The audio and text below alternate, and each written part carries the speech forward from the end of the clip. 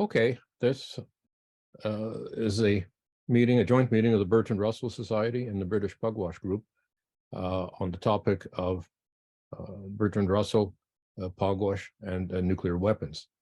I'm Dave Blitz on behalf of the Bertrand Russell Society. I want to welcome everybody.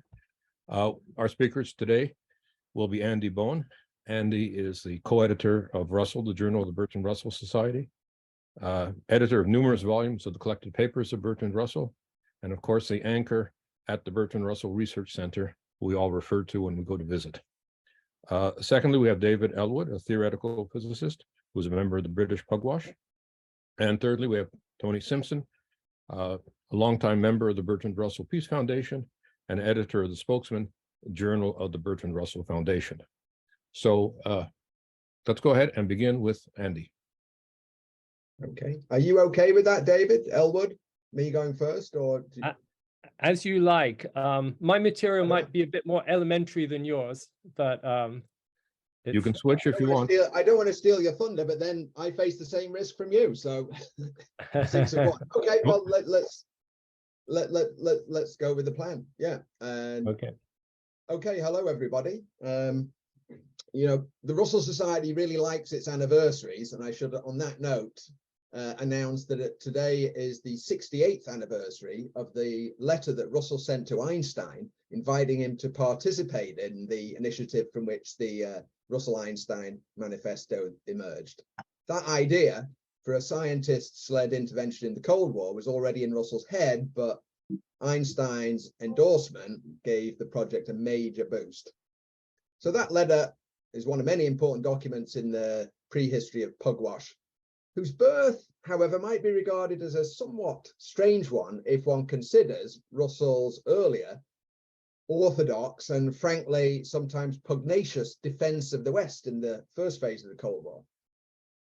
Post-World War II, he regarded a Soviet regime led by Stalin and equipped at some future date with nuclear weapons as a prospect almost too frightening to contemplate. But he also saw the germ of a peaceful future at this time in American proposals of international atomic energy control. In some of his more belligerent statements, Russell even seemed willing to coerce the still non-nuclear Soviets into accepting such a scheme. Now, he dispensed with that diplomacy of threat when wider developments in the Cold War, the Czech coup, the Berlin blockade, 1948, persuaded him that such diplomatic bullying, and that was his word, wouldn't have the desired impact. Moving slightly ahead, the early 50s were a rather transitional phase in his political thinking. He still had plenty of harsh criticism for Soviet expansion and dictatorship, but growing qualms about the direction of US foreign policy and about the anti-communist hysteria inside the United States. He had an emphasis on defense preparedness at this time, less truculent than his earlier and so-called preventive war phase, but you know, still some distance away from the urgent clarion calls for disarmament and détente that he started to issue a few years later. Even before the American nuclear monopoly ended in August 1949, he'd come to doubt temporarily whether the bomb was quite the winning weapon he had earlier imagined it to be. Now, I don't want to suggest that Russell was blasé about the destructive potential of nuclear weapons at any point, or that he wasn't already alive to the little understood phenomenon of radioactive fallout. He was, after all, the author of the ABC of Atoms, among many other popular works of science, and he had a very acute layman's grasp of the physics of atomic and hydrogen bombs. On this matter, it was more of a case of him projecting his worst fears some distance into the future, or as he put it in one of the lectures delivered on a tour of Australia, to quote him, "The extermination of the human race, which I do not expect in the next war, might well be the result of the next but one." And with the Korean War having just erupted, he did fear that this conflict would quickly escalate, possibly spilling over into Europe even.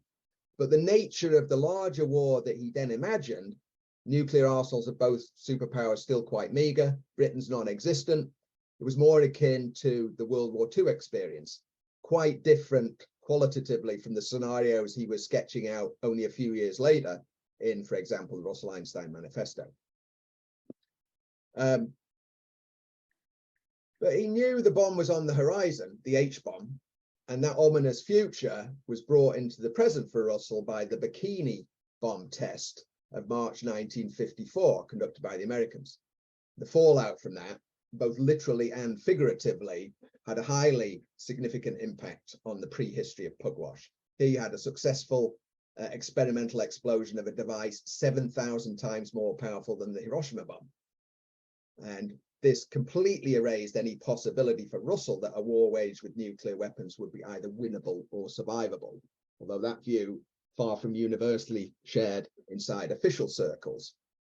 At least publicly, I mean, around about the same time, early 1954, confidential British government report painted a picture every bit as apocalyptic as Russell would do. Soviet line, this time, mid-50s, was that a nuclear war would lead to the destruction only of capitalism, not of civilization or humanity.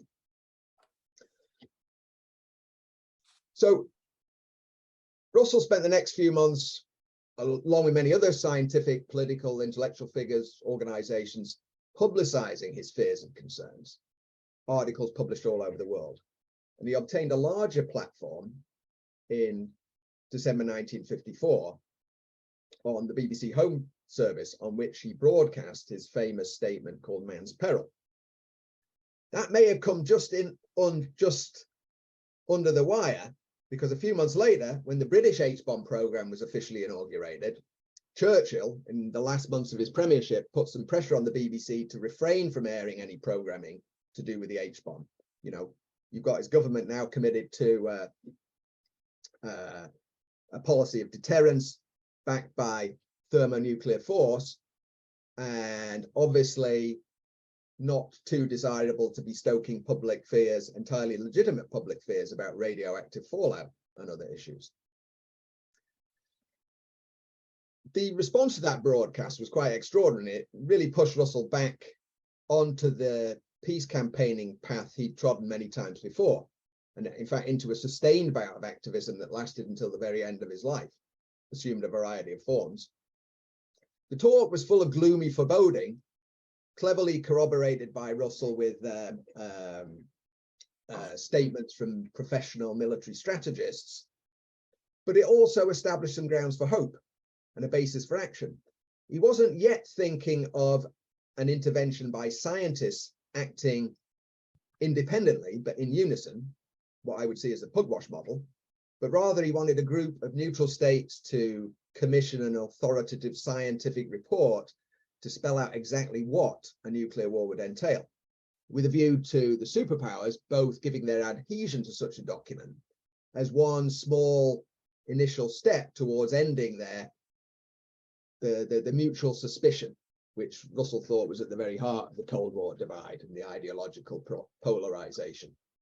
You could say he was setting the bar pretty low at this point, but it's still the height of the Cold War. Ever since Manhattan Project scientists had presented the Frank report to FDR pre-Hiroshima, scientists have been organizing to oppose the bomb, or at the very least to promote a better understanding of it. But Western scientists have been placed on the defensive by Cold War pressures, as fear of communism trumped unease about the bomb. In addition, Russell's anti-nuclear writings, they elicited as much hostility and skepticism as sympathetic regard. But 1955, you're also seeing the first stirrings of détente. Soviet Union, the post-Stalin thaw, well underway. And the decline of, although not the disappearance, of McCarthyism also fostered a mean ability on both sides to some bilateral, multilateral consideration of security and other issues. So the political climate was suddenly a lot more hospitable than a few years previously to the sort of transnational cross-block initiative that defined Pugwash. Going back to Russell's neutrals plan, he was looking to Nehru to provide a lead there, set great store for many years by the Indian Prime Minister's diplomacy of non-alignment. He even managed to arrange a meeting with Nehru who was attending the Conference of Commonwealth Prime Ministers in London in early 1955. But Nehru remained slightly non-committal, so Russell settled on a slightly different plan for breaking the Cold War impasse, a declaration against nuclear war signed by a small number of eminent scientists. He believed that scientists had a particular, a singular responsibility and a particular aptitude for this assignment. He wasn't thinking so much of their technical expertise as, in more general terms, the capacity for objectivity he associated with the scientific outlook. Although he wasn't naive about that. You know, the gulf between scientific skill and political wisdom had been a recurrent theme in his writings about science for many years. Important thing was the ideological diversity that he regarded as critical to the success of any such declaration, while remaining shrewd enough to appreciate how such an approach might taint his political efforts by association with such pro-Soviet organizations as the World Federation of Scientific Workers, whose French president, the communist Frederick Joliot-Curie, was working to a similar end quite independently of Russell. They ended up collaborating on the manifesto.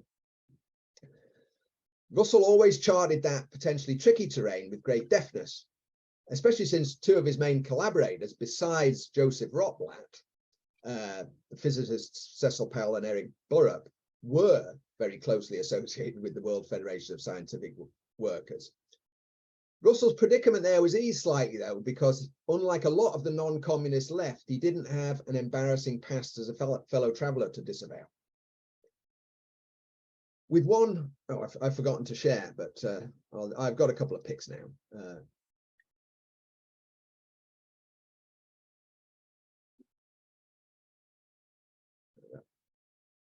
Something on the first stirrings of détente.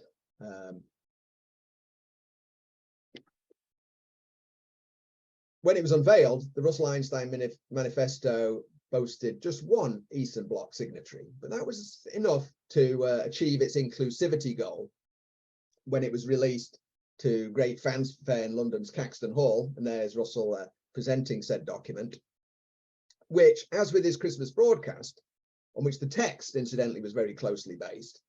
I actually have the text as presented in the collected papers of Bertrand Russell here, struck a chord at a moment when nuclear fears were again heightened by American nuclear brinkmanship over the Chinese offshore islands crisis, early '55, and by obfuscation from the authorities in Britain and the United States about the fallout hazard and the transparently wishful thinking of civil defense planners. But how was he to sustain this political momentum? A larger number of scientists were sounded out about attending the scientific gathering urged by the manifesto in its opening paragraph, at which the nuclear peril could be examined in more detail in a cordial, neutral fashion. But it took another 2 years before the first such conference took place. Various reasons for that long delay: organizational and political. The Soviet authorities were at first hesitant about this mode of east-west contact. Funds were also needed. Several potential benefactors being approached, including Cyrus Eaton, the Canadian-born US industrialist, who was supportive but only interested in funding an event at his Nova Scotia retreat. That offer was eventually accepted, but only after the Suez and Hungary crises, and with the attendant escalation of Cold War tensions there, torpedoed plans for a conference scheduled for Delhi in the fall of 1956. There's Russell and Eaton at the third Pugwash conference, I believe, in Vienna. He would become a source of irritation and embarrassment even to the Pugwash organizers, as he flaunted his friendship with Khrushchev and attempted to influence the Pugwash agenda directly. Ties with him were ultimately severed, but his early role was pretty critical. When these the 22 accredited participants of the first Pugwash conference eventually did assemble the following July, the Canadian location from which the movement took its name, Western scientists were definitely in the majority, but the communist presence, I don't know if anyone wants to play Spot the Scientist, I'll leave that one up there. But the communist presence was definitely not a token one. Russell and his fellow organizers, therefore, could be satisfied with the extent of the cross-block involvement. Of course, the political diversity which Russell and others had deemed essential also carried with it that risk of the enterprise being smeared as a communist front, which it often was. For Russell, who couldn't attend, the significance of the meeting lay not in the detailed committee work, radiation hazards, control of nuclear weapons, social responsibilities of scientists, issues which continued to preoccupy Pugwash, but in the simple fact that, to quote him a couple of years later, eminent men from both sides of the Iron Curtain and from uncommitted countries met unofficially in a friendly spirit, not to haggle and bargain, but to attempt to diminish the dangers which scientific ingenuity had been created. It became apparent at the meeting that it wouldn't be a one-off, but the beginning of something more permanent. Russell was chosen to chair a continuing committee, and although he continued in that role for the next 5 years, he was soon far more preoccupied with the mass protests of the campaign for nuclear disarmament, and after that, the fruits of those efforts proved disappointing to him, the more militant civil disobedience tactics of the Committee of 100. For Russell, given the gravity of the nuclear peril, the sort of back channel to official opinion offered by Pugwash still needed to be supplemented by other modes of political action. And although Russell continued to be supported, he played a largely peripheral role in future organizational efforts, far less than Joseph Rotblat. Yet he had made the signal initial contribution of appealing to scientists as scientists in a way which shaped the consolidation of Pugwash as a forum for the discussion of nuclear issues in a distinctively transnational manner, which enabled it to operate as a vital, if informal, second track diplomatic channel in an era when formal great power diplomacy frequently was stalled. I'm thinking of the endless round of disarmament negotiations in the 1950s that didn't really lead anywhere in the night. Just one concluding remark. Russell had a long history of association with peace movements, and in his much earlier work for the Edwardian suffrage campaign and the defense of free trade, a progressive cause back in the day, and his first political crusade, and with pressure group politics generally. But the idea behind Pugwash, it seems to me, was qualitatively different, but no less important than those earlier political initiatives in which Russell had been involved, and the essence of which contained in one of the most frequently quoted passages of the Russell-Einstein Manifesto, and which Russell and Pugwash succeeded in getting people to do, namely that we must learn to think in a new way. So I'll leave that there. I've exceeded my time. You should have cut me off, David, but I think I was about 5 minutes over. I wouldn't dare do that. No, that's very good. I think we'll proceed to the next speaker, and then we can defer questions and panel discussion to the end. Would that be acceptable to everyone? Of course. Okay, Andy, could you unshare? Yes, sorry. Yeah. Unshare? Thank you. Okay, David Elwood, you're on.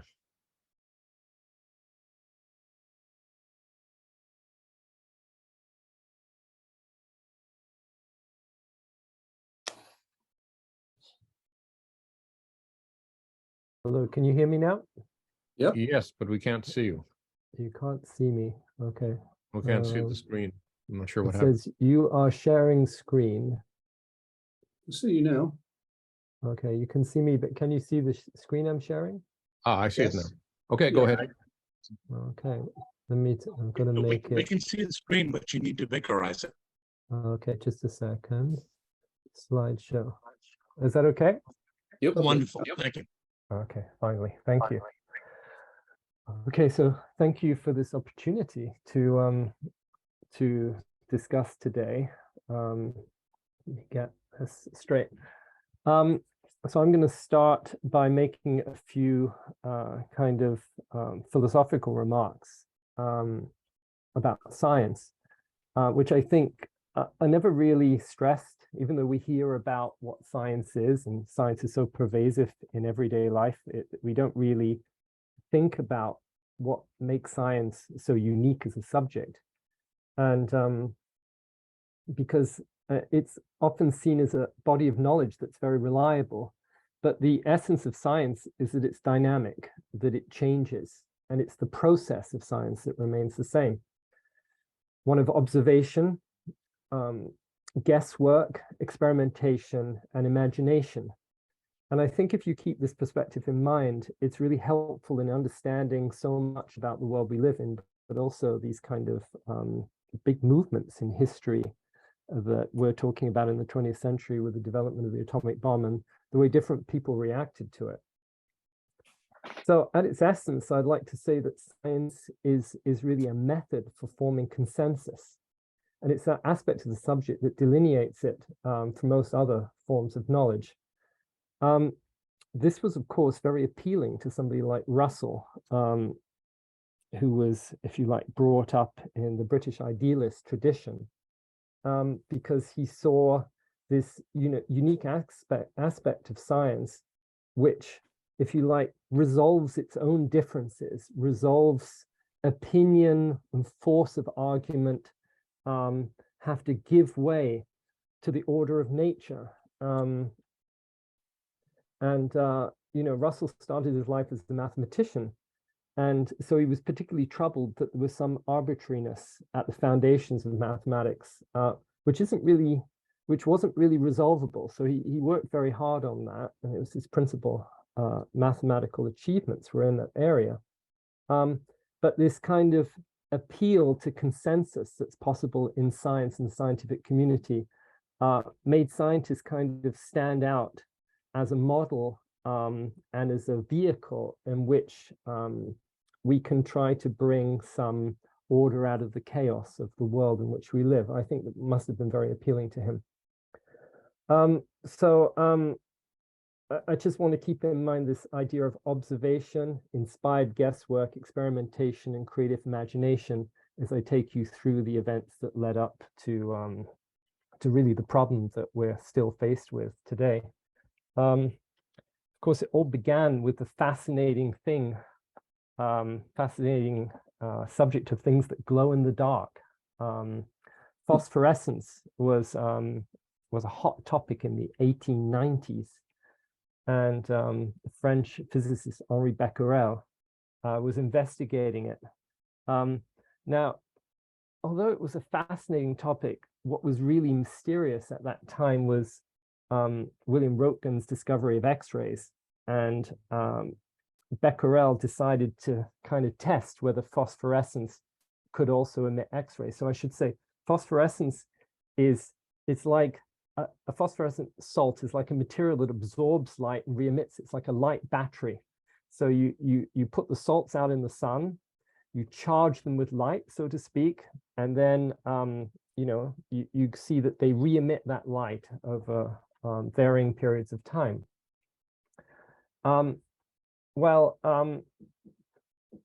Becquerel had this idea, this guess. So there was the observation, there was the guesswork. Could it be that the uranium salts, the phosphorescent uranium salts that he was experimenting with might transmute sunlight into X-rays? So he wanted to see whether these mysterious new X-rays that Röntgen had discovered were also present in phosphorescence. And so he wrapped up his photographic plates in dark paper, put the salts on top, left them to charge in the sun. And then when he developed the plates, he would see that the plates were exposed and there was an image of these phosphorescent salts left on the photographic plates. Now, there was a period of awful weather and he had no sunlight to experiment with. So he just left the assembly in the drawer with the phosphorescent salts on top. And to his surprise, when he developed the plates, he saw the outline of the crystals, just as if they had been exposed to sunlight. Becquerel, of course, wasn't expecting to see this. And at first, he thought that the effect was due to particularly long-lasting phosphorescence. but he soon discovered non-phosphorescent uranium compounds also exhibited the same effect. In May of 1896, he announced that the element uranium was indeed emitting radiation. Now, this was something incredibly striking for physicists because one of the laws at the foundation of everything that we study is this idea of the conservation of energy. So you don't get something for nothing. Without the exposure to sunlight, you don't expect these crystals to be able to radiate and expose the plates. So it was a very bizarre and unusual discovery that he'd made. Marie Curie is the one that coined the term radioactivity to describe it. And Ernest Rutherford, the great New Zealand physicist who was then in the United Kingdom, separated these new types of rays into alpha, beta, and gamma radiation. It was later in 1902 that Rutherford and Soddy explained radioactivity as the spontaneous transmutation of elements. And this is something, again, just astounding for 20th century science. It's the explanation of radioactivity, the origins of this new source of energy as a process by which one element is transformed into another. What the medieval alchemists had sought through chemistry, the nuclear physicists have sought, had found happening naturally through radiation. And so this is a picture of the English polymath Frederick Soddy, who went to McGill in 1900 to work with Rutherford on radioactivity. He and Rutherford realized that the anomalous behavior of radioactive elements was due to a sort of alchemy, the transmutation of one element or isotope into another. Rutherford identified these three types of radiation, as I explained, and he wrote several popularizing essays on the subject, which inspired a certain book that became widely read, H.G. Wells' The World Set Free, that was published in 1914. Wells dedicated his novel to Soddy's interpretation of radium, and Wells understood from Soddy's work that the energy released by radioactive elements like radium may be tiny in any present moment, but because they persist over very long periods of time, the total energy release could be enormous. Soddy's essays popularizing the new understanding of radioactivity was the main inspiration, which really kind of popularized this new science and brought it into the view of so many people. Wells had another interesting observation, that he imagined that a peaceful world would somehow emerge from the chaos of a war using these atomic weapons as they were then envisaged. And this became a theme that was also taken up in the minds of many people, by Russell, by Rotblat, by Einstein. He wrote here, from the very first, they had to see the round globe as one problem. It was impossible any longer to deal with it piece by piece. They had to secure it universally from any fresh outbreak of atomic destruction, and they had to ensure a permanent and universal pacification. Wells viewed war as an inevitable result of the modern state and thought the introduction of atomic energy would precipitate the collapse of society as we know it.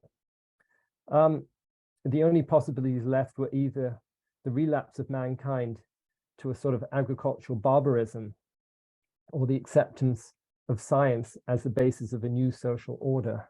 Now, many people read this. Churchill read this book and was fascinated by it. And so did this man, Leo Szilard. In 1933, this unconventional genius was living in opulent luxury at the Imperial Hotel in Russell Square, London. Chadwick had discovered the neutron a year earlier, And while Szilard was waiting to cross the road, he had a thought that would really change the course of his life, and of course the history of the 20th century. Szilard realized that if one could split the nucleus of a heavy atom, and neutrons were emitted in this process, and those neutrons could then go on to induce more splitting, then the neutrons from the fission of one nucleus would cause the fission of other nuclei. And in this way, the whole process would cascade in a sort of self-sustaining chain reaction. Vast amounts of energy would be liberated, and the nuclei of fissionable materials would present the potential to liberate vast amounts of energy if it could be controlled. But even if it couldn't be controlled, there was the possibility of building bombs. So Szilard immediately realized the danger of possessing a weapon based on these principles. And he was so concerned about the development of this technology in a world of nation states that still reserve the right to wage war as a means to settle their differences. It wasn't long it took, but in 1938, the idea essentially became feasible when Lise Meitner and Otto Frisch received puzzling news in a private letter from their friend, the chemist Otto Hahn. Hahn was bombarding uranium with neutrons and made some surprising observations. And Meitner and Frisch immediately realized that Hahn had actually observed nuclear fission. So Zilard's idea was being realized, and German scientists were at the forefront of developing it. 7 years later then, after Szilard initially conceived the idea of nuclear chain reaction, two refugee physicists, Frisch and Peierls, wrote a secret memo to the British government. And they did some quite remarkable theoretical calculations about the potential of such a weapon based on nuclear fission. They realized that the fission reaction was feasible in uranium-235. The energy from a 5-kilogram bomb would be equivalent to several thousand tons of dynamite. This tremendous shift in scale. The explosion of such a device would destroy the center of a large city, and so it was intrinsically a weapon of mass destruction. It would also emit large amounts of radiation. This radioactive material would be spread and dispersed by the wind in an arbitrary manner. And so the damage could not be contained, and large numbers of civilian casualties would certainly occur if ever weapon was to be developed and used. Well, following this memo, which was called on the construction of the super bomb, which was, they wrote in March 1940, the British government began its secret nuclear weapons program, knowing full well that the theoretical analysis revealed that such a device could likely not be used without killing large numbers of civilians.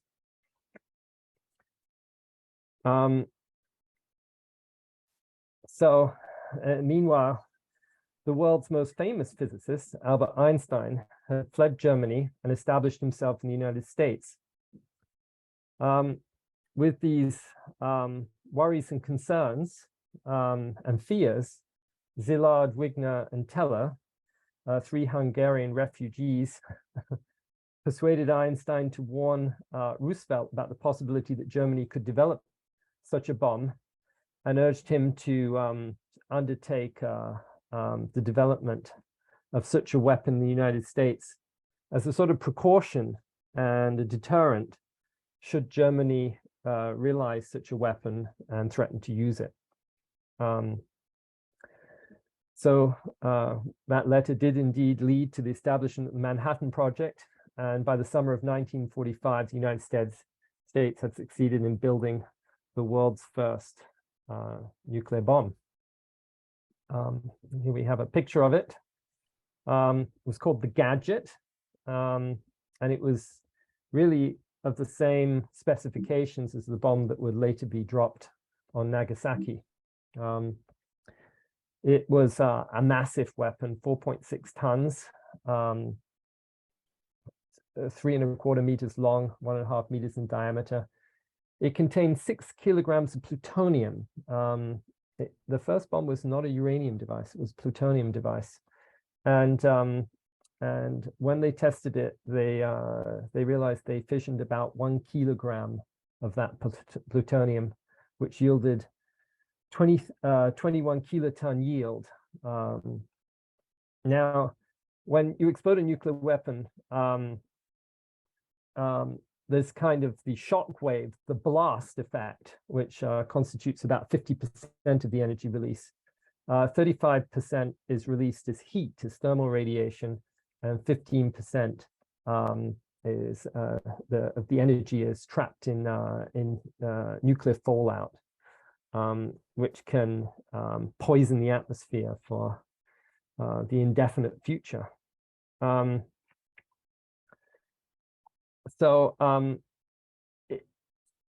Concerned with all these things, of course, was Albert Einstein, and he became a natural ally for Russell to work with. I like this quote that I've chosen here.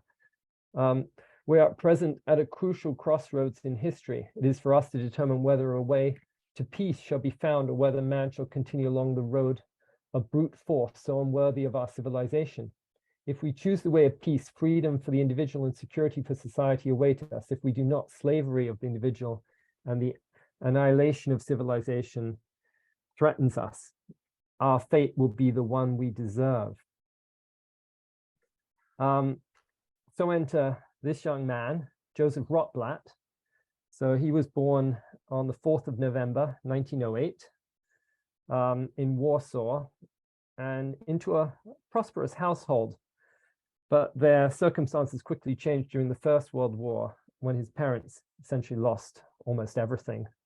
And later he would return to what was his hometown, and it was completely obliterated in the First World War.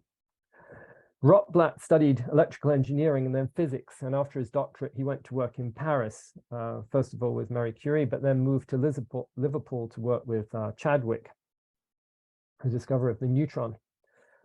After a sort of tragic ring to Rotblat's life that I'd like to briefly recount, when Rotblat returned home in 1939 after receiving a generous fellowship, he was able to bring his wife Tola to join him, but ill health prevented her from traveling on that trip. And the outbreak of World War II separated them at that point. And despite many desperate efforts in the ensuing months to bring her out through Denmark, Belgium, and finally Italy, they were completely cut off and even lost contact during the war. But Rotblat continued his work with Chadwick on tube alloys, which was the name of the British atomic bomb project. And in 1944, he joined Chadwick's mission to the Manhattan Project in Los Alamos. And although he was terribly upset by the morality of the project, he believed that the Allies did indeed need to develop and be able to threaten retaliation in the case Hitler did develop a bomb.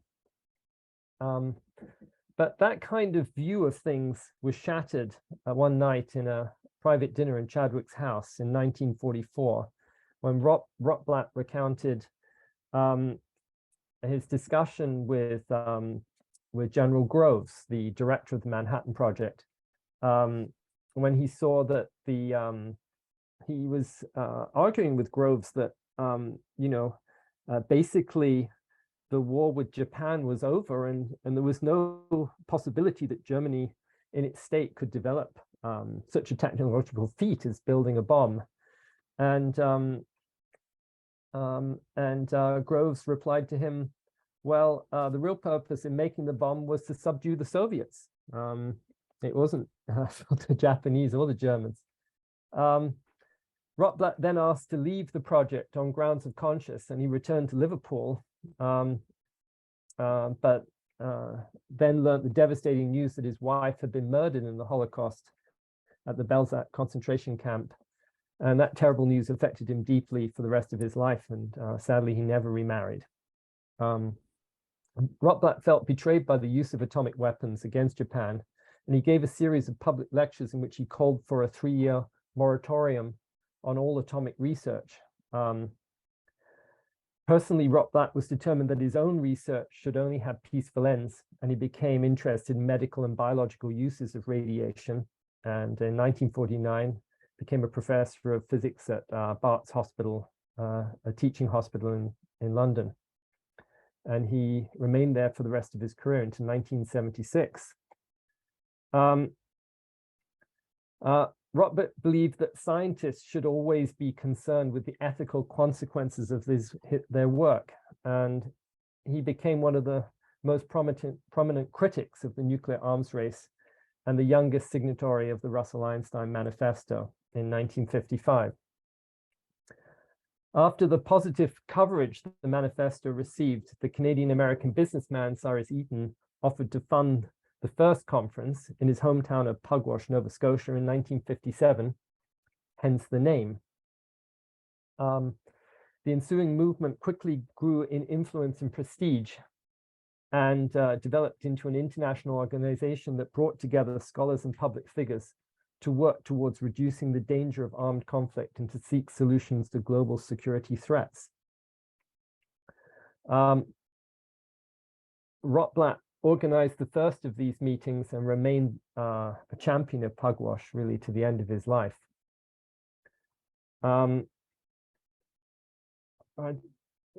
It's interesting, kind of my favorite description of Pugwash movement or the Pugwash organization is as an amorphous, diffuse, informal, and anti-bureaucratic social network of scientists. It's really multifaceted in what it does. Of course, there are the conferences. Pugwash has organized 62 of these conferences on science and world affairs and more than 500, or almost 500 meetings. It's kind of a notable proponent of track 1.5 and track 2 diplomacy. So that's the type of back channel diplomacy that scientists can conduct amongst themselves using the transnational networks which have been established through their scientific collaboration. And this turned out to be of great value during the Cold War. And Pugwash is credited for in part laying the groundwork for the Partial Test Ban Treaty of 1963, the Non-Proliferation Treaty of 1968, the Anti-Ballistic Missile Treaty in 1972, the Biological Weapons Convention in 1972, and the Chemical Weapons Convention in 1993. And in 1995, Rotblat and the Nobel and the Pugwash Conferences on Science and World Affairs jointly shared the Nobel Peace Prize. To end, I'd just like to say something a little bit different. That I'd like to draw attention to a mathematician here, one of the greatest mathematicians of the 20th century. This is Sir Michael Atiyah, and he was the 10th president of Pugwash. And in 1997, he gave the Schrödinger lecture, and he pointed out that scientists have a special role to play in public life. And he wanted to encourage more scientists to step up to that challenge. He thought that scientists have this special technical understanding and knowledge, and they should realize that that understanding brings with itself certain responsibilities to society. They can warn about future dangers and find technological solutions as new problems arise.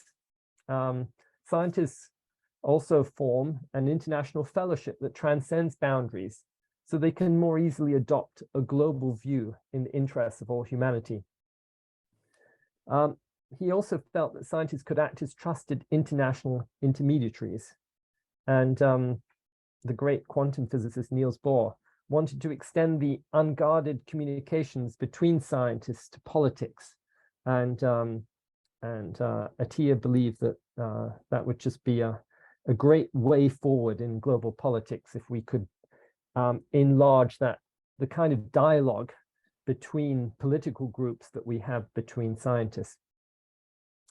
At the end of his lecture, he stressed that it must be realized that only on full mutual openness can only full mutual openness can effectively promote confidence and guarantee common security goals. Atiyah was a personal inspiration for me, and he passed away a few years ago, but he was a remarkably great character and mathematician. And just being involved with Pugwash, one gets the opportunity to meet some of these people, and it's I hope I've been able to share some of that enthusiasm that I have with you today. And also, I like to finish with this little quote that I found of Bertrand Russell, and which scientists really have always got to get over. Do not fear to be eccentric in opinion, for every opinion now accepted was once eccentric. Okay, thank you very much. Thank you, David. Tony? Yeah. You're on next, and remember, we'll have questions and discussion amongst our presenters at the end. Yeah.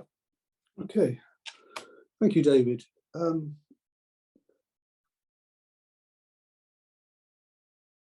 Oh, we've lost your sound, Tony. Is that better? Can you hear Yes, that? we can hear you, just can't see you. Okay, let's see if we can see me as well. It says the host has disabled me for video. Oh, that's not nice. I'm going to make you a co-host. Well, thank you. That should, with such an elevated status, you should be able to do everything. Right, let's do everything. Yeah, here I am. Okay, well, following David's very informative presentation and also Andy's historic account, Russell himself, it's worth remembering, was very clear that he was not a scientist. He wrote in 1927 that while not without aptitude for pure mathematics, I was completely destitute of the concrete kinds of skill which are necessary in science. And I think that kind of approach informed what happened with the Russell-Einstein Manifesto. Russell was very conscious when Einstein died that he'd lost his scientific counterpart. And as I recall, he felt that he wouldn't actually be able to continue with the work until he met Rotblat, and that's gave it a new lease of life. But when we originally planned this session some 18 months or so ago, I think the doomsday clock, which is the prefix to our title tonight, 90 seconds to midnight, I think the doomsday clock then was probably about 3 minutes to midnight, something of that kind. And I wanted to say just a little bit about that and the current situation.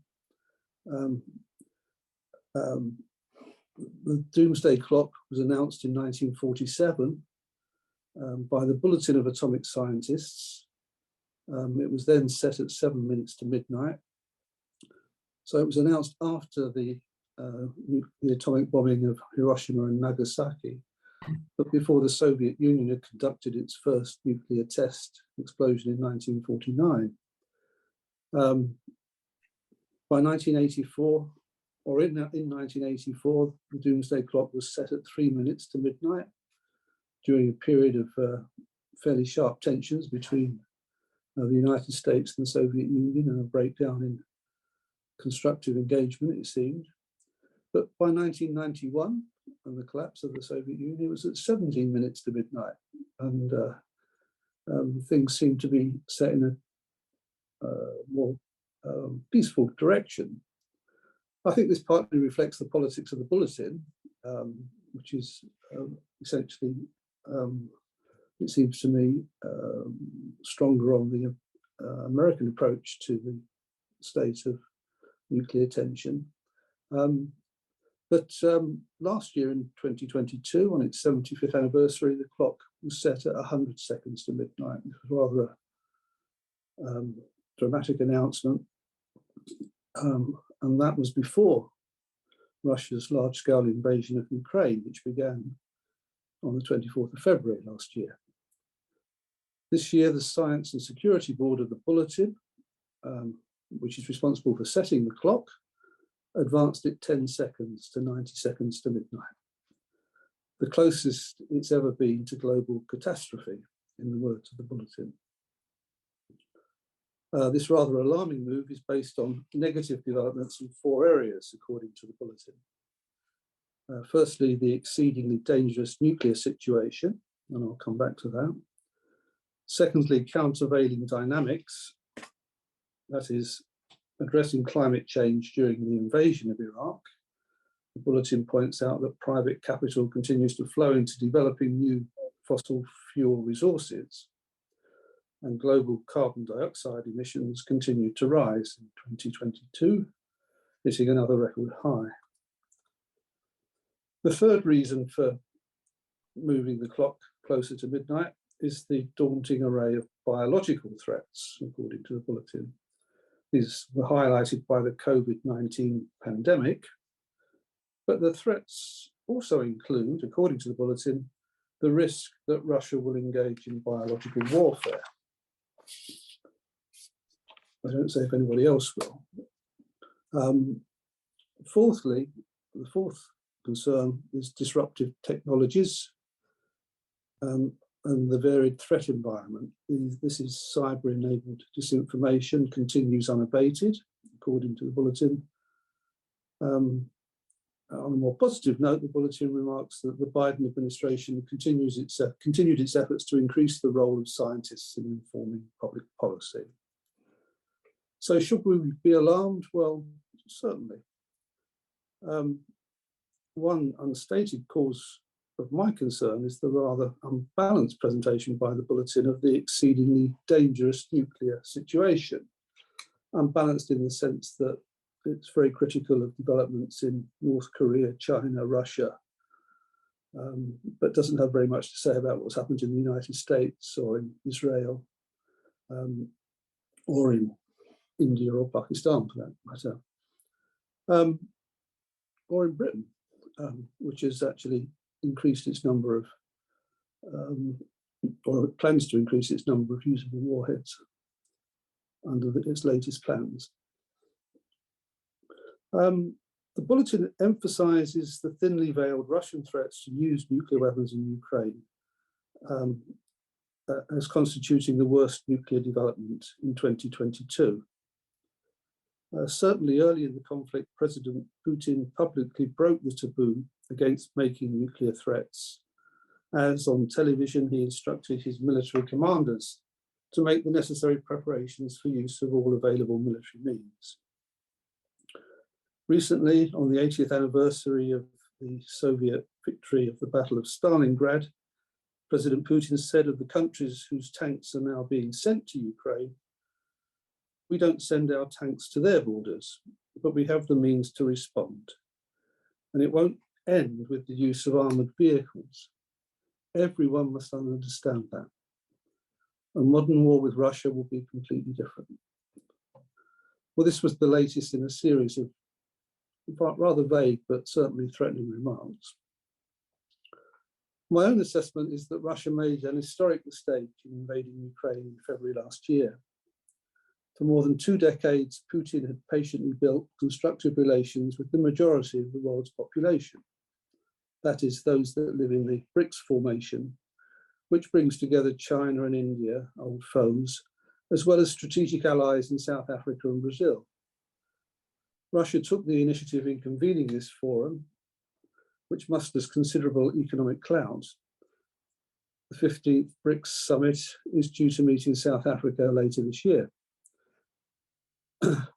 But in September last year, at the Shanghai Cooperation Organization, another collective of states in which Russia takes a leading role, at the Shanghai Cooperation Organization, at a face-to-face meeting, President Putin had to acknowledge China's questions and concerns over Ukraine, and Indian Prime Minister Modi told Putin, today's era is not an era of war.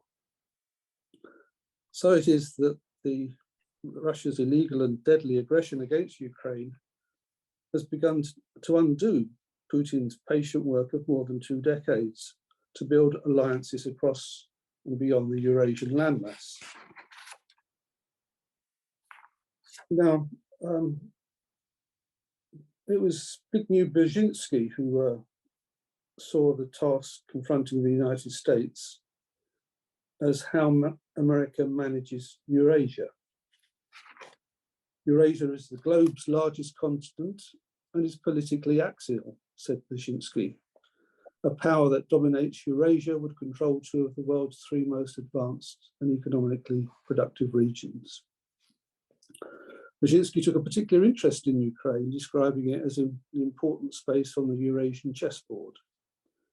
He identified Ukraine alongside Azerbaijan and Uzbekistan in Eurasia as deserving America's strongest geopolitical support, the critical state among key Eurasian geopolitical pivots due to its proximity to Russia.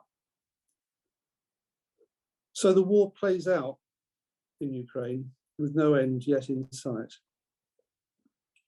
NATO remains the United States' chosen instrument of influence in Europe, as Frank Blackerby of the Stockholm Peace Research Institute described it in 1996, nearly 30 years ago. The NATO alliance against Russia continues to grow, with erstwhile neutral Finland and Sweden now applying to come under the US nuclear umbrella. Meanwhile, a new generation of hydrogen bombs is almost ready to ship to US bases in Europe, where they will be shared with selected NATO allies. And extensive construction is underway at the recipient air bases, including Lakenheath near Cambridge in eastern England.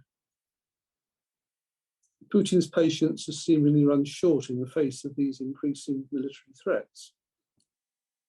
Yet more forbearance is urgently needed if escalation, possibly to nuclear exchanges, is to be avoided in and around Ukraine. On the 26th of September last year, 3 of the 4 Nord Stream gas pipelines under the Baltic Sea, which run from Russia to Germany, were blown up. Counterintuitively, at the time, it was put about that Russia was responsible. But why would Russia blow up these pipelines it worked so long to construct? It had no reason. Now Seymour Hersh has gone to press with how the US began planning to mine the pipelines before Russia invaded Ukraine in February 2022. The US government says Hersh's story is utterly false and complete fiction. Nevertheless, the pipelines were destroyed. In fact, the explosions on the 26th of September came just 5 days after Russia had mobilized its military reservists, having formally annexed 4 regions of Ukraine. And Hersh takes some trouble to make the point that President Biden wanted to choose his moment when to detonate these pipelines. So it's an important consideration, I think. What would Russell make of current developments? How would he respond? Well, I think he would, to take one example, he would be strongly supportive of the treaty for the prohibition of nuclear weapons and the long preparation that has entailed through the United Nations and other organizations, the role of small countries like Austria and Ireland and New Zealand and Mexico, Ghana, not so small, Brazil, Argentina, over long decades in laying the foundations for what is now the the treaty. It's stiffly opposed by the 5 permanent members of the Security Council. It was adopted in New York in 2017 and opened for signature the same year. In 2018, the Permanent 5 issued a statement on both the Non-Proliferation Treaty and the Treaty for the Prohibition of Nuclear Weapons, and said of the latter that it will not result in the elimination of a single weapon. They've really set their faces against it. But the TPNW process rolls on, attracting additional signatories. Some 90 member states have now signed the treaty. It's had its first meeting of states party in Vienna last year, and there will be a follow-up in New York later this year. The 95 signatory states include Kazakhstan and South Africa, interestingly, and Brazil, so 2 members of the BRICS formation. And under the treaty, the states parties have to make a statement of their position regarding nuclear weapons, so-called Article 2 declarations. And Kazakhstan is more worth reading their declaration, which emphasizes their role in the Semipalatinsk Treaty. Semipalatinsk was the test area in Kazakhstan for the Soviet nuclear program. They had some 460 test explosions, and the local population had to swallow the fallout from those test explosions. And Kazakhstan has been a torchbearer for the nuclear weapon-free zone in Central Asia process, known as the Semipalatinsk Treaty. So I think Russell would have been broadly supportive of the initiatives of these other countries who are not in the Permanent 5 and who are non-nuclear and avowedly non-nuclear. But he would also recognise that the Permanent 5 will not give up their nuclear weapons willingly, and that every constraint must be put on them not to use them. So with that, I think I'll go back to David. Thank you. Well, thank you to all our speakers. And I also want to recognize the presence here today of Mr. Martin Rees, who is the United Kingdom Astronomer Royal, former president of the Royal Society, and a member of the UK Senate, which was also a position that Bertrand Russell had for some time. So welcome to join our group. Let's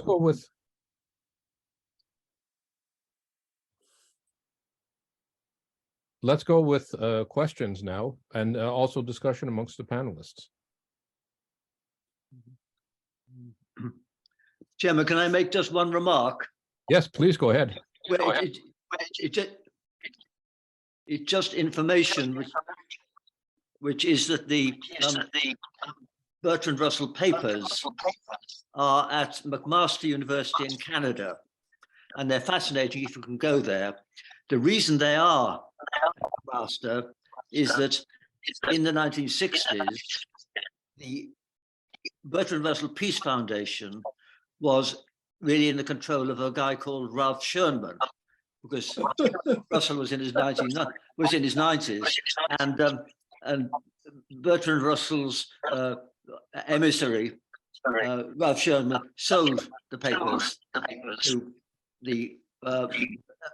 the university and used the money for the foundation. But the papers are well looked after, and if anyone goes to McMaster University, you can find an immense treasure trove of Bertrand Russell's papers.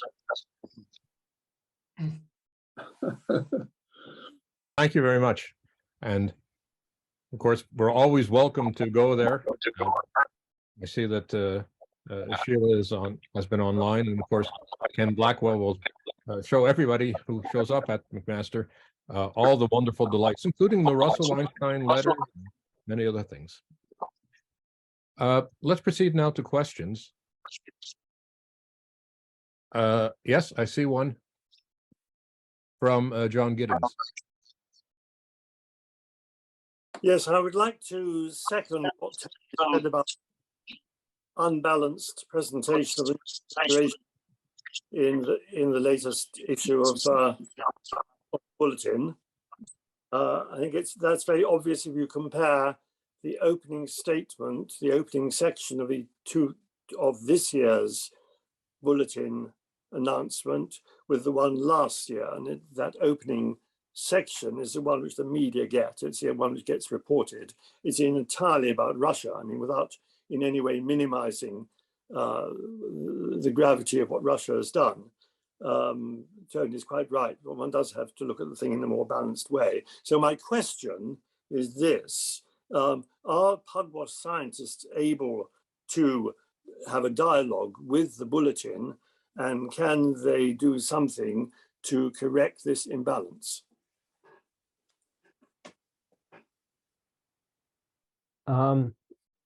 Well, I don't think I'm in a position to answer that. That would come through the International Pugwash Committee, the Council of Pugwash and the Secretary General. But certainly I will relay it up the food chain, if that's helpful. Thank you. Helena?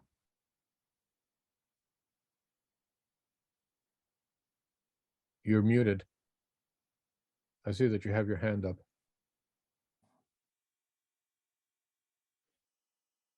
Well, while we're waiting for you, let's go to Dan O'Leary. Thank you. I have two questions, which I'm happy to separate because they're unrelated to each other. So the first is one of the people that I really enjoy learning about is Daniel Ellsberg. And so Ellsberg started with the Rand Corporation as a nuclear planner. I think of him primarily as his role in the Pentagon Papers, and then recently he's written a book about his experiences. So I'm curious from the panelists how Ellsberg fits into this situation, and what role do you think of as Ellsberg perhaps having contributed?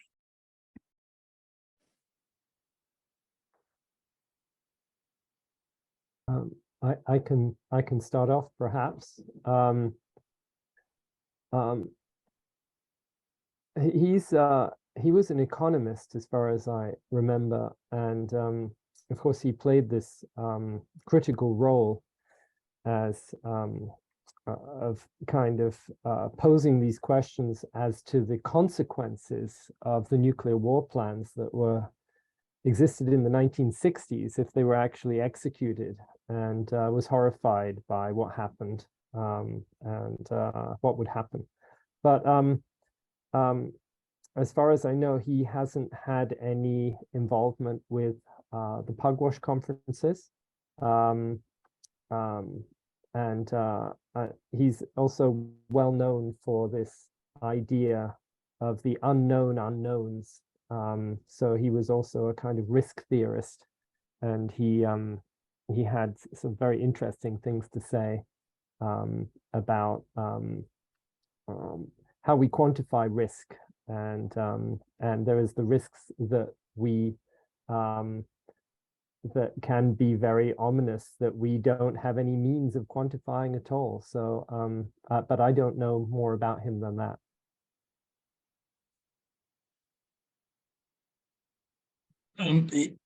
He is an honorary member of the Bertrand Russell Society, which is one of the things that makes him relevant to this discussion. And yes, I do a lot of work in risk, and that's one of his very interesting books is on risk and the Ellsberg paradox and so on. All right, may I ask my second question? Go ahead, Dan. All right, totally unrelated.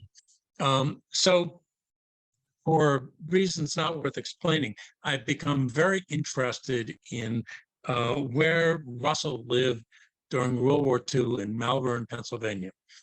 And one of the interesting stories is that Einstein went to visit Russell there, and Russell's statement was that it is very complicated to get to my house. And so I will give you partial directions to get to a certain point, and then you have to stop and go into the general store and ask directions from there. And so what that raises the question that I've never seen.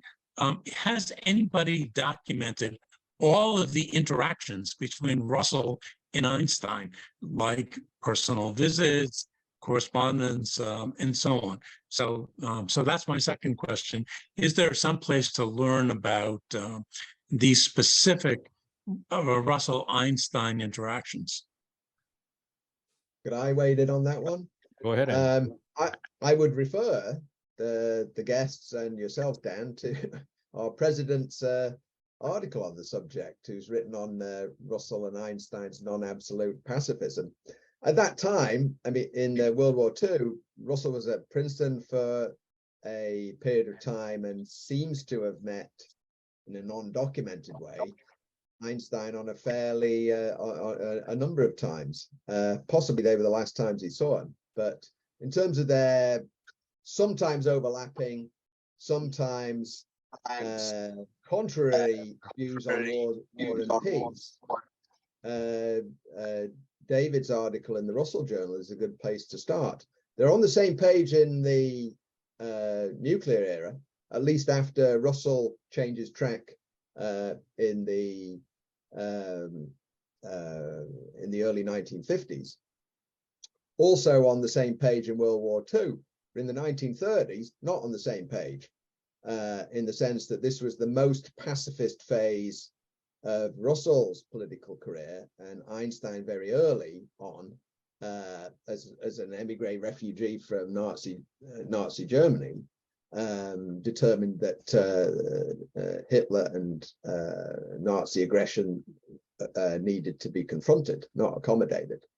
And yet, going back even early in the World War I, they were both active opponents of that conflict. And along the way, there was to answer your original question, the precise documentation of every contact, I don't know about that.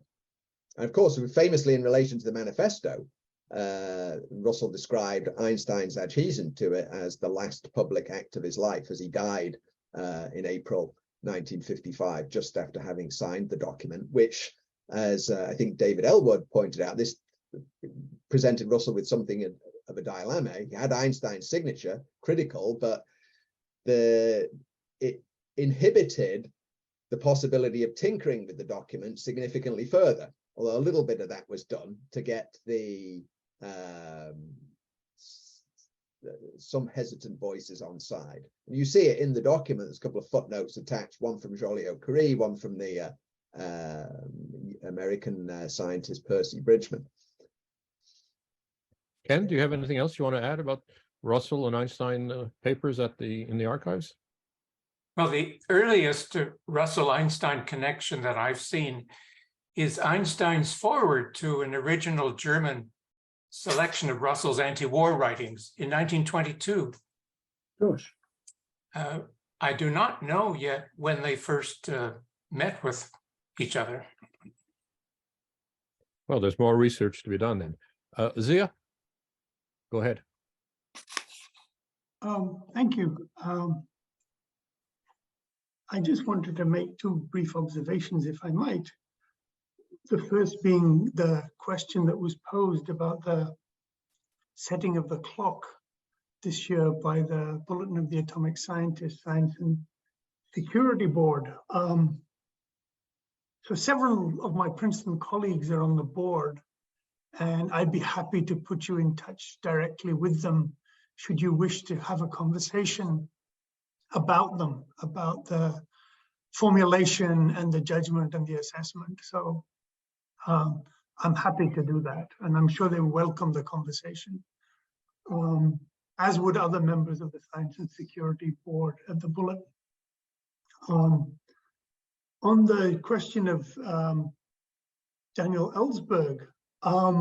So I was together with Ellsberg at the Pugwash conference in Hiroshima in 1995 to mark the 50th anniversary of the bombing.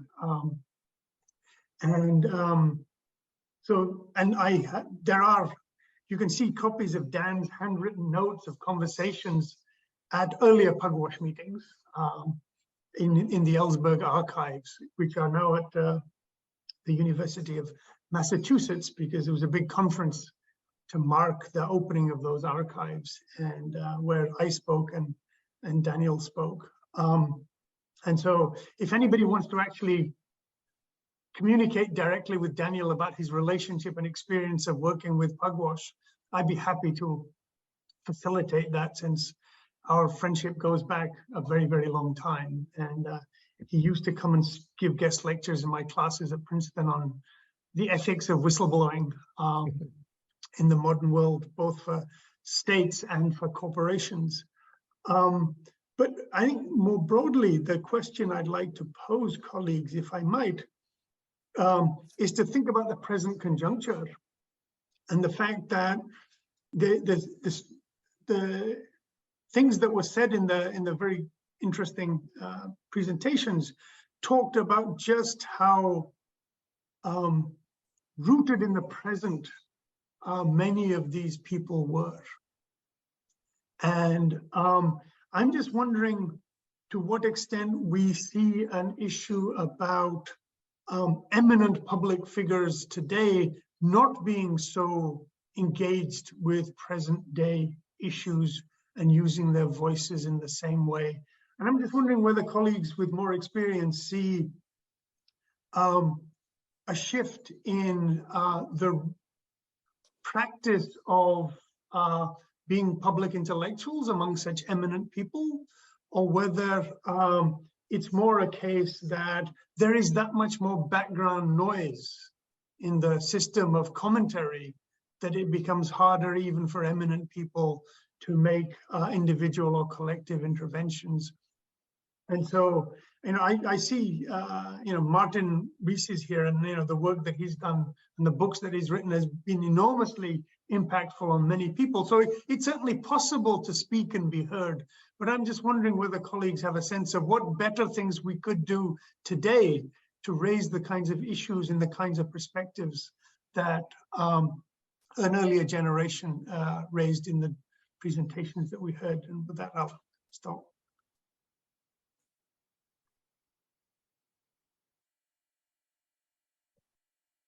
Well, perhaps I could just respond a little bit.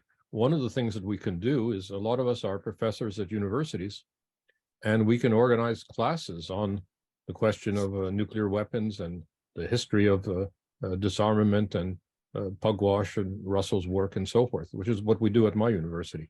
Now, it's a slow process with students who are, to a large extent, uninformed about what happened, never mind 50 years ago, 5 years ago. But at the same time, it's a way of raising their level of understanding and consciousness. So that's certainly one thing we can do. It's very piecemeal and on a small scale. Yes, Tom? And then Helena. Her hand up first, David. Yeah, Helena. All right, I think Helena should come in first. She's been waiting a while. Go ahead. Good evening. Very interesting presentations. I come from the biochemistry side and the nursing side. And my question is about how does the Pugwash scientists collaborate to stop other scientists who are more interested in glory than in safety? Because in clinical trials, what I've seen is a lot of arrogance.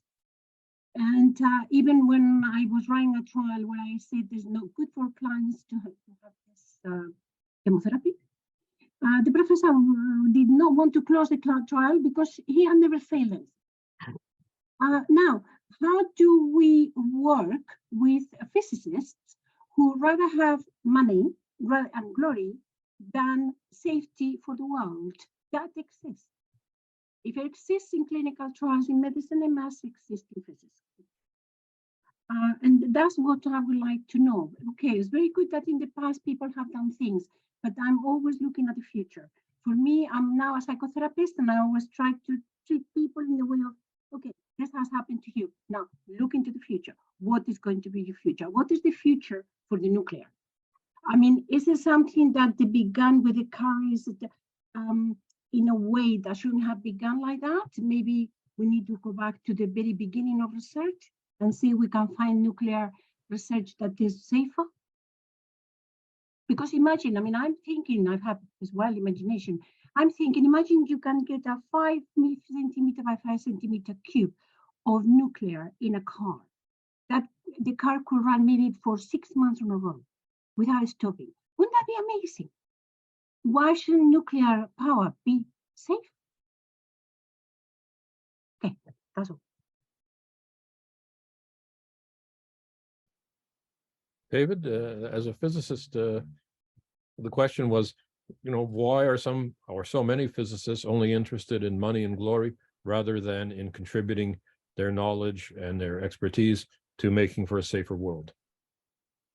Yeah, I think that this question is related to the previous question as well, which was calling for how can we mobilize more of our leading scientists to be more concerned about the social and ethical responsibilities and to take an active public role in using their insights and skills for the betterment of humanity and for the reduction of risk. And I think that it's, I think we're seeing an interesting division of labor.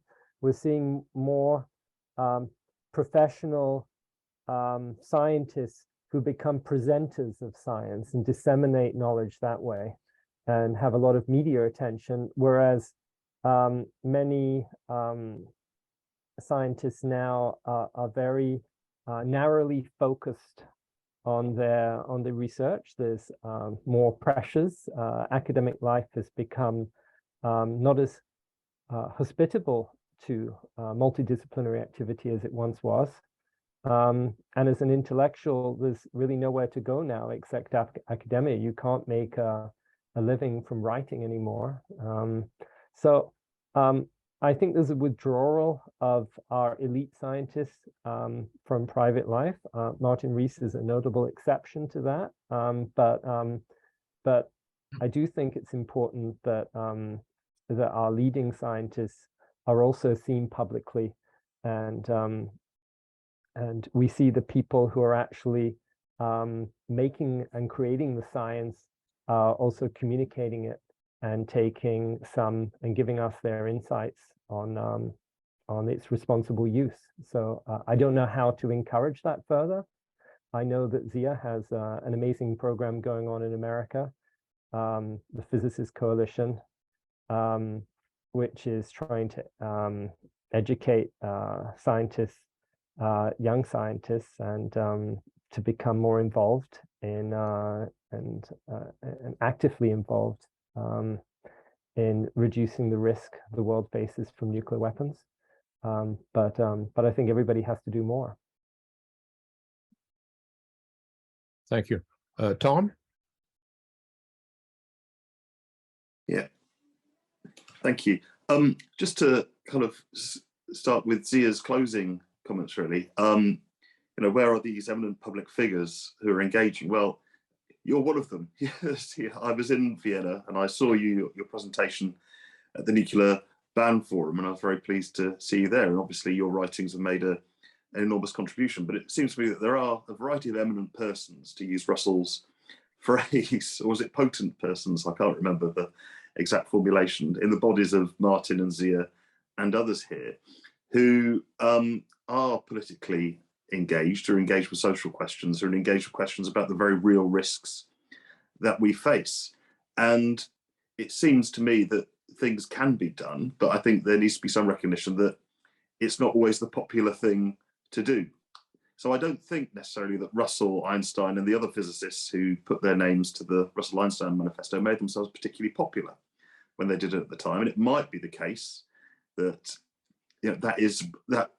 that presents slightly more of a challenge now. But registering that we are 90 seconds to midnight, whatever criticisms we might have of the exact formulations and analysis presented by the bulletin, I think it's clear to everybody here that nuclear risks are posed more sharply now than they have been for a very, very long time. And I think we need more voices and and a coordination of those voices speaking out and actually addressing some of the ways in which we can reduce those tensions. And that's really where the challenges come, because whilst the situation in Ukraine slowly and steadily escalates, where are the voices calling for peace talks, negotiations?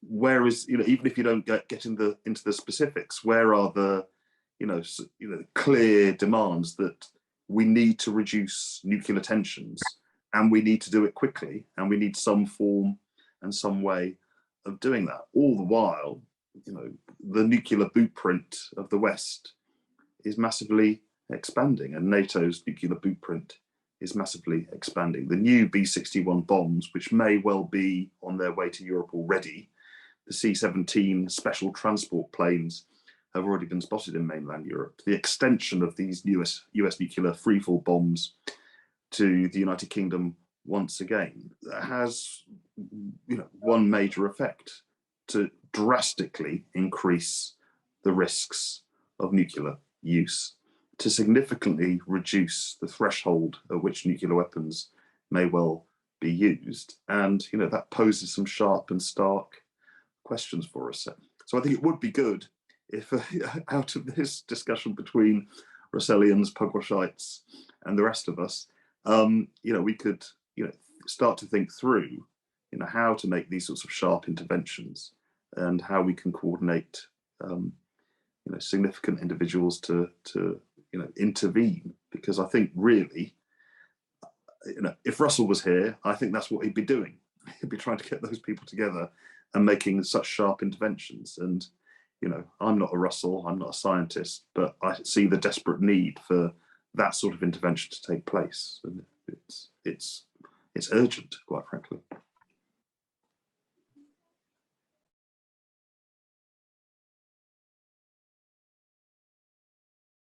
That raises the whole question of public intellectuals and their relative decline in the recent decades. Certainly Russell and Einstein were superlative examples, and you mentioned the example also of Martin Rees and others who have taken public positions and have worked not just to further their own immediate research, but to educate the public.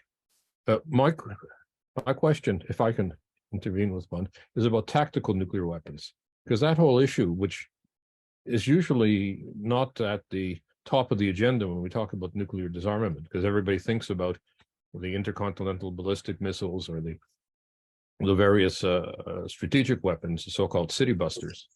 But the whole question of the threats by the Russian President Putin to use tactical nuclear weapons brings up the question of the stockpiles, the enormous stockpiles of these weapons, which were produced during the Cold War period. And I think I'm familiar with the American ones, the atomic cannon, which was only fired on one occasion for a test, but the thousands of the so-called atomic rifles, the David Crockett rifle, that were produced and stockpiled, and as well the so-called atomic mines, both for sea and land. And I wonder, perhaps directed to Tony, whether the work for the treaty to prohibit nuclear weapons also includes a focus on the tactical nuclear weapons. I think there's not enough of a focus on that. In fact, I mean, the figures, as far as I recall it, are that Russia has something in excess of 2,000 so-called short-range tactical weapons. The United States has something less than 300, if I remember the CIPRI figures rightly. I think the distinctions between tactical and strategic are a bit misleading, really. If it's a question of utility, then the constraints on using so-called tactical weapons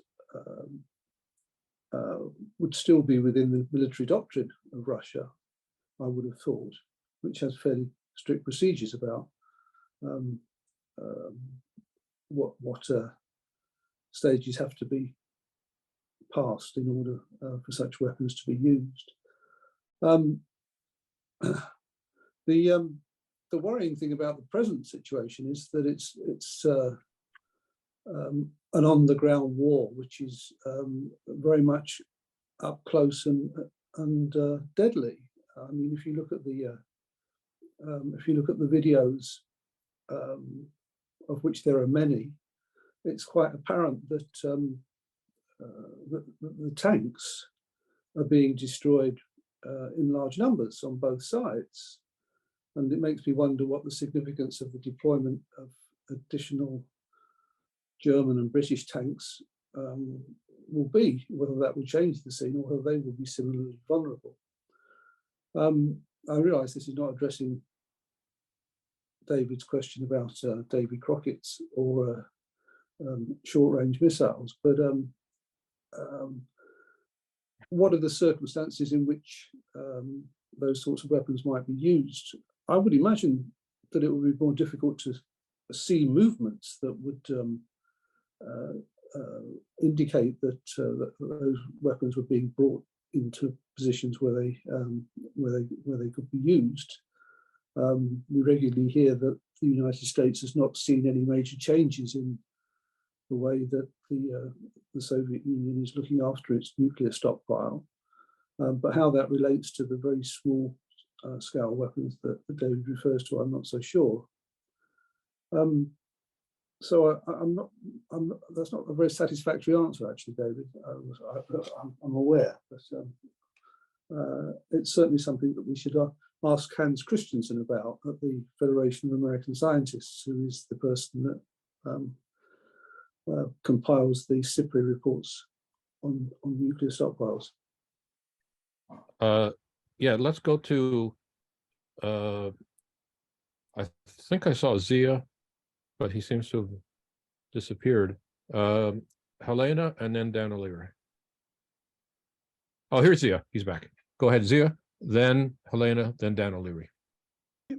Just on this question of the tactical nuclear weapons, it's worth keeping in mind that even though the United States and Russia have more or less comparable numbers of total nuclear weapons, there is actually significant asymmetry in the composition of the nuclear arsenals. There is a much greater reserve stockpile of strategic warheads for strategic systems in the stockpile of the United States to, as they say, upload the submarine-based ballistic missiles and the intercontinental land-based missiles to their full capacity. And the current loading has been reduced because of the need to meet the various arms control treaties that were in the past and remains with New START. The Russians have a much larger stockpile of tactical weapons, which they chose to keep from the end of the Cold War, whereas the United States led their dismantlement program by dismantling, in some years, over 1,000 warheads a year, almost all of them being the tactical weapon systems withdrawn from Europe. And so what we're left with is this imbalance in terms of asymmetry between the two arsenals, where the United States does not imagine fighting large-scale tactical nuclear war, whereas Russia still imagines the large-scale use of tactical nuclear weapons, given that it sees, NATO forces of disproportional conventional superiority, within tactical range of theaters where it would conduct operations. And so during the Obama administration, the effort was made to propose that the next round of arms control talks encompass all nuclear weapons that were held by the two countries, including tactical weapons and weapons that were in the hedge and reserve. And that continues to be a discussion in Washington, but it's hard to see, given the complete breakdown of even the inspection system under New START, of being able to make foreseeable progress on discussions that would constrain those. And given the challenges of the US congressional political structure right now, nobody in Washington imagines ratification of an arms control treaty between the United States and Russia for the foreseeable future. So I think that we're going to need to find a different kind of perspective to deal with those Russian tactical nuclear weapons. And it may be that the fear might be that the Russians may actually reduce tactical nuclear weapons in exchange for building up their strategic nuclear forces. Elena, thank you. That's interesting. Elena? Yeah. Hi, can you hear me? Yes, we can hear you. Yes, okay. No, I had another question earlier, which is, because it's very interesting, this colleague was saying in the chat that there are all these scientists, physicists gathering together in the US. Are physicists and scientists working towards another way of using nuclear, which is safe? I mean, there must be something, I'm a believer that sometimes you take a path and it's not the right path. And sometimes there is an alternative that is better. And somehow, maybe we haven't hit on that alternative yet. Because yes, the atom has all these different particles, but maybe there is a way of fusing some particles that is safe. So has a group of scientists dedicated time to create power that is safe and it can be disposed of safely, so it can be used for many different things? Is that something that exists, or nobody is doing it, or it cannot be done? I believe it can be done. Well, let's come back to that. All I can say is that you might want to be a spokesperson for the Canadian CANDU nuclear reactor, which has some advantages over the American systems because it can't melt down, but it has a disadvantage that it produces plutonium as a byproduct.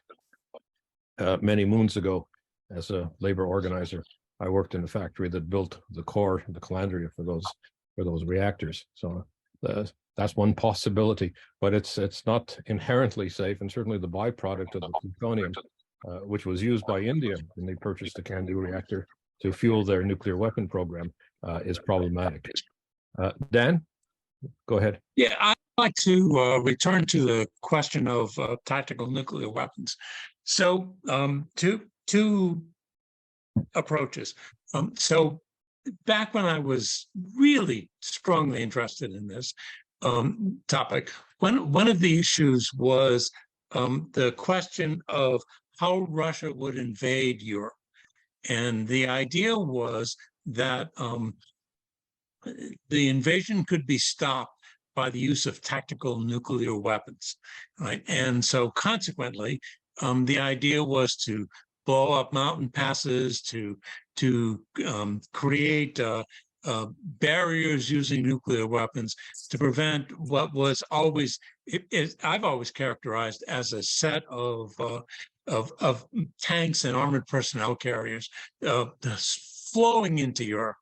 And therefore we needed to build a dam. But the other thing, which is somewhat more personal, is that there used to be a large number of, I can't say this actually, but well, certainly when I was in the US Navy, there was a large number of tactical nuclear weapon systems deployed on board ships. And so there are examples, for example, of a missile system called ASROC that was nuclear capable, that was designed to launch a nuclear torpedo destined to blow up a submarine, right? And there are photos of the tests that I've seen in the public domain. So I then was at a math conference and talked to somebody who had been in the Navy, and he said, all of those tactical nuclear weapons have been removed from US ships. I don't know if that's true. I've not kept up with it, but certainly I think that greater proliferation, the devastation of strategic nuclear weapons would be great. The devastation of tactical nuclear weapons used against small targets would therefore then be, I suppose, I think it's like the edge of the wedge argument that once you start using them, then the frequency of use grows in magnitude, and the powerfulness of the weapons used also grows in magnitude, until finally we end up with thermonuclear war as envisioned in the movie War Games, which I happened to see the last couple of days. But I think this issue of tactical nuclear weapons is underrated. But as I say, I don't know what the U.S. stockpile is anymore. I've lost track of it. I used to know a lot about it, and then consequently, Russian and other countries that have tactical nuclear weapons. But I think this is a large issue that needs to be addressed. And I would just add that the neutron bomb, which is a thermonuclear weapon, is usually considered in military terms as a tactical weapon, and was intended to be used, for example, against concentrations of advancing tanks. The problem being that it was not clear whether the tank crews, knowing they had been irradiated and were about to die, would stop fighting or just go home. This was never clear, and eventually dropped out of tactical doctrines. But nonetheless, the number of different kinds of tactical weapons, and you mentioned the torpedoes during the Cuban Missile Crisis, as we now know, at least one of the Soviet submarines sent to escort ships carrying strategic weapons to Cuba was about to use its atomic torpedo when it was being forced to the surface by bombardment by U.S. surface ships.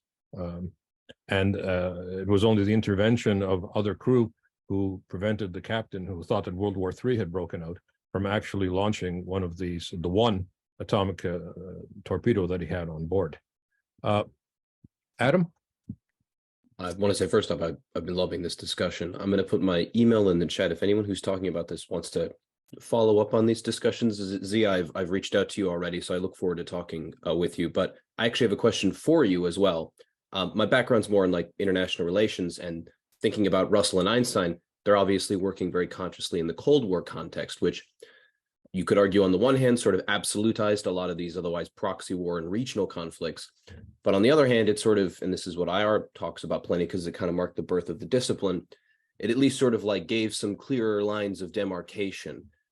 Zia, my question for you, just because you were, I know this is your specialty and you were posting things that pertained on this, is with the rise of China and the move towards a sort of a more multipolar world, is strategic thinking that this will continue to escalate the risk of some sort of localized nuclear confrontation? In other words, if it doesn't become total, sort of along the lines of what Dan was mentioning earlier, is that a strategic consensus that the risk of these more localized conflicts turning into a nuclear engagement are greater? I'm not competent to say, but I would love to know what you think.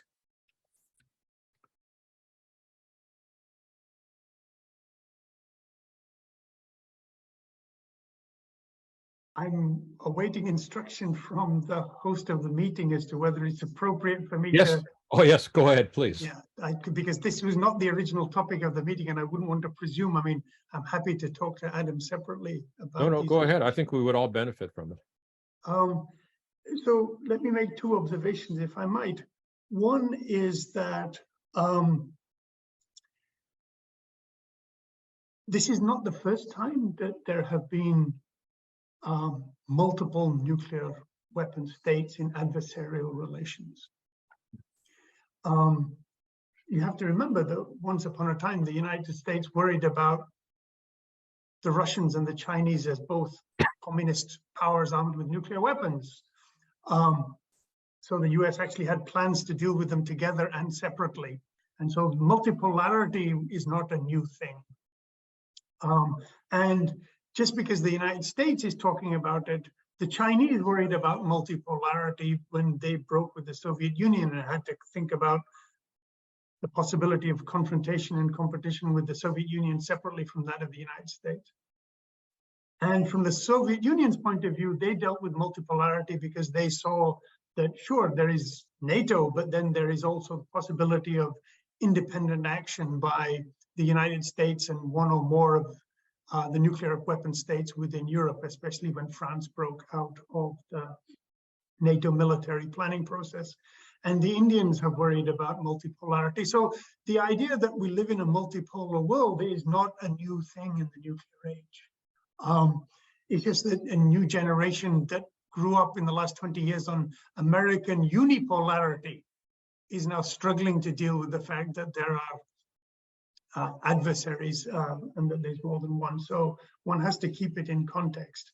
The second part, in terms of the contests about, as you said, regional issues turning from conventional to nuclear and through escalation. And I put in the Zoom chat a simulation we did several years ago, tracking the escalation dynamics based upon conversations with US military planners and experts of a Russian NATO nuclear war, beginning with one tactical nuclear weapon, escalating, as was mentioned, to large-scale thermonuclear war between the United States, NATO, and Russia. And Strategic Command in the United States is on record saying that every war game they have, every nuclear war game, has inescapable escalation, and it always ends in all-out nuclear war. So they don't actually know how to get off the escalation ladder in any of their nuclear war games. And I assume that those war games go beyond just the United States and Russia, but involve other nuclear adversaries also. So that suggests that certainly escalation concern and the limits of existing practices, imaginations of escalation management, at least on the US side, are a source of deep concern, because the head of Strategic Command is on record as saying that we need to have options to give the president that don't blow up the world, and we don't have any. And so I think the last point that I want to make is, and this is often something that is missed because of the way that so much of the conversation is structured through a US perspective, is that it's worth keeping in mind why it is that the United States feels that it has to intervene in a conflict thousands of miles away. In Taiwan or South Korea or Ukraine, for that matter. I mean, you don't see the Chinese intervening in conflicts thousands of miles away from their borders. And the one time the Soviet Union really did try and do what the United States did was, and, by putting missiles in Cuba, they completely misunderstood the American reaction. The records show that Khrushchev never imagined that the Americans would respond the way they did. The Americans were supposed to respond the way the Soviets responded when the Americans put nuclear weapons in Turkey, which is, okay, so now you've done this. And so this ability to not understand and imagine the perspectives of others and the kind of processes that are at play also need to be thought about in terms of the processes of escalation and non-escalation, because it's widely understood by many, and I'll stop here, is that the commitment trap, as it came to be known in the strategic literature, where the United States and other countries that practice extended deterrence, of, offering their nuclear weapons as part of the defense structure for others, is that it was often never taken seriously. That, would an American president really trade, Seoul for Washington, D.C., or even Paris for Washington, D.C., and it wasn't clear to anybody that you may promise to do so, but that you would actually do so. So the question of escalation and remote contingencies leading to larger scale nuclear war, or even the use of nuclear weapons except by states in theater, is very hard and unpredictable to imagine. And as far as the actual use of nuclear weapons in these tactical situations, it's worth remembering that in many instances, like for example with North Korea or so on, it is actually out of a sense of the existence of the American presence that led the North Koreans to feel that they had to get nuclear weapons. It was US threats to China that led the Chinese to get nuclear weapons. And so we can imagine ways of addressing these kinds of concerns should there be a willingness to do so. And I think that's part of the issue, that conflict resolution through, actual changes in policy would address many of these concerns in fundamental ways. It's just that the conversation begins by taking the existing system as somehow fixed. And then we have to manage the nuclear weapons problems on top of this fixed system. And the lesson from North Korea certainly is that you do need to get to the primacy of the political problems that states face if you're going to address the nuclear weapons challenge. Thank you. I didn't mean to spring that on you, but I'm actually kind of glad I did, Zia. Thank you.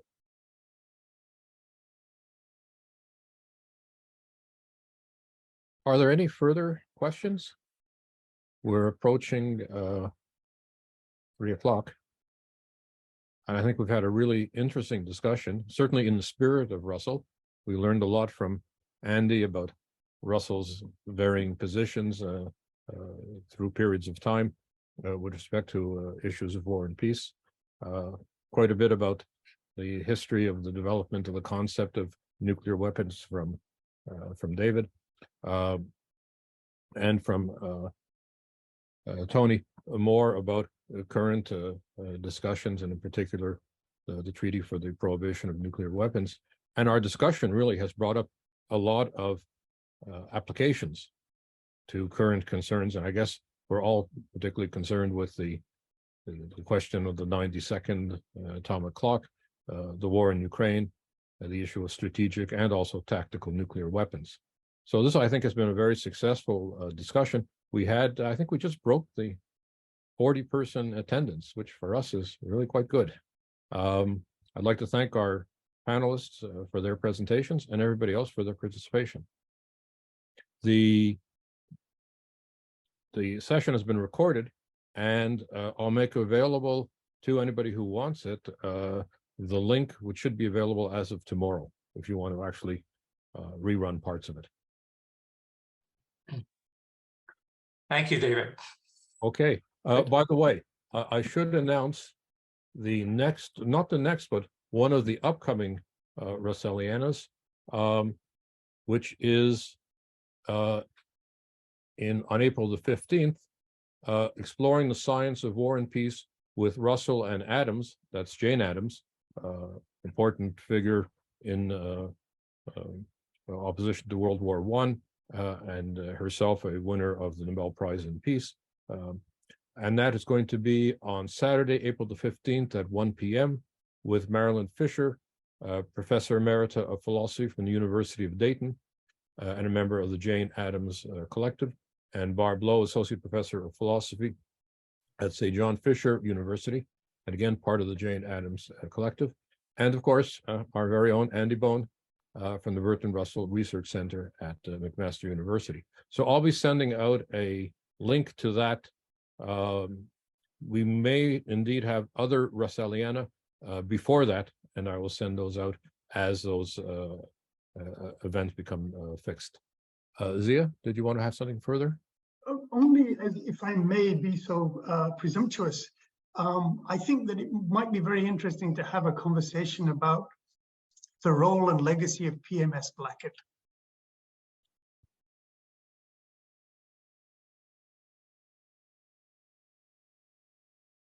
I've jotted it down. Is that something you would be interested in helping to organize?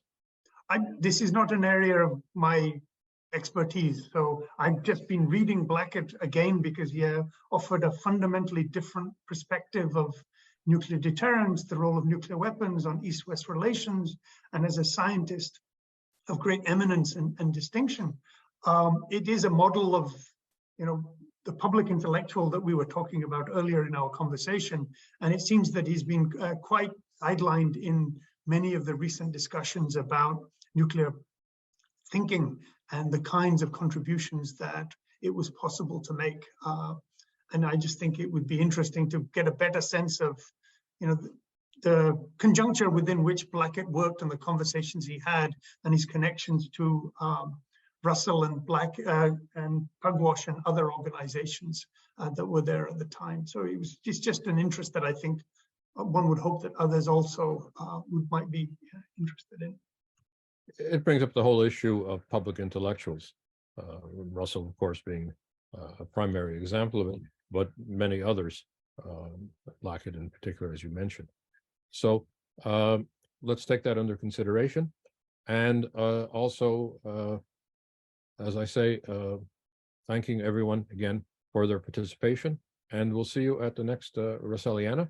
As Russell would say, ending the man's peril, remember your humanity and forget the rest. But don't forget to inform people and to exercise the role of public intellectual, which each of us can do in order to bring up the questions, especially those related to nuclear weapons, which are so pressing today. So with that, shall we end? I think so. Motion to adjourn. I see a lot of hands being raised. Okay, then. Bye now. Okay. Bye, everyone. Thank you all. Thank you, David. Bye all.